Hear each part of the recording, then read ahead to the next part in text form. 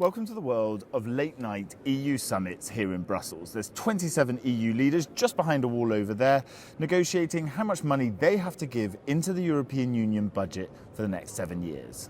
Hundreds of journalists from all over Europe and the world are following and have followed these budget discussions for many years. So I'm going to mine their expertise about the history of this process. Each negotiation took place in a different environment. For example, between 2000, the biggest issue was the future enlargement. You remember that more than 10 new member states joined, 12 new member states joined. So they had to prepare the ground for this, enlarging the budget. Then we had the economic and financial crisis, which meant that people were more spendthrift. And then we are now in a situation when we have the Brexit.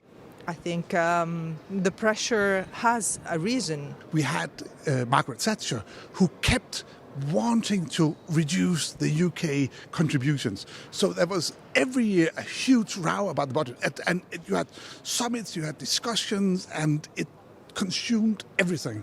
So then at a certain moment, they said, okay, could we try to make these multi-annual agreements so we don't need to have a row every year, but maybe every 4 years or 5 years. This budget will run for 7 years, and while Brexit may have left a big hole in the incoming cash, one of the big battles is about whether badly behaved governments should be punished within the structures of the budget.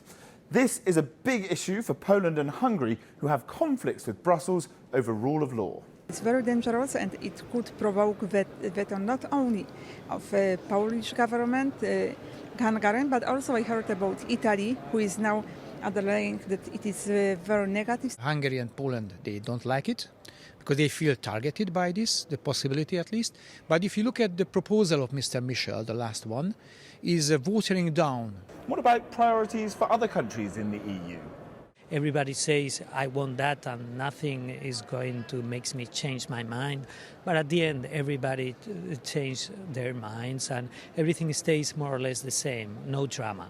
We want an ambitious budget. We want to have the resources, the financing for the new challenges. We want to have the resources for migration, but we also want to have finances for traditional policies. Each of the 27 need to come home with their own national narratives, who hopefully for Charles Michel, who runs this thing, will not go contrary to the common EU 27 narrative. We want also to have a bigger budget, more money for European funds, because for Poland it is a big chance to cross this bridge between us and so-called Western Elder Europe. And while we all work to get as much info from inside the room as possible throughout the summit, through press huddles like this, the struggle will always be to make budget talks a story that readers, listeners and viewers can engage with.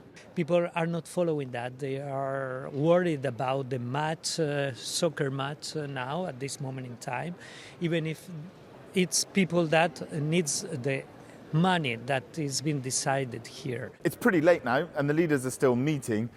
You can see there aren't many journalists left working. This tactic of running late into the night is trying to increase pressure on the leaders to make decisions. And it has worked in the past. It's something they're likely to continue.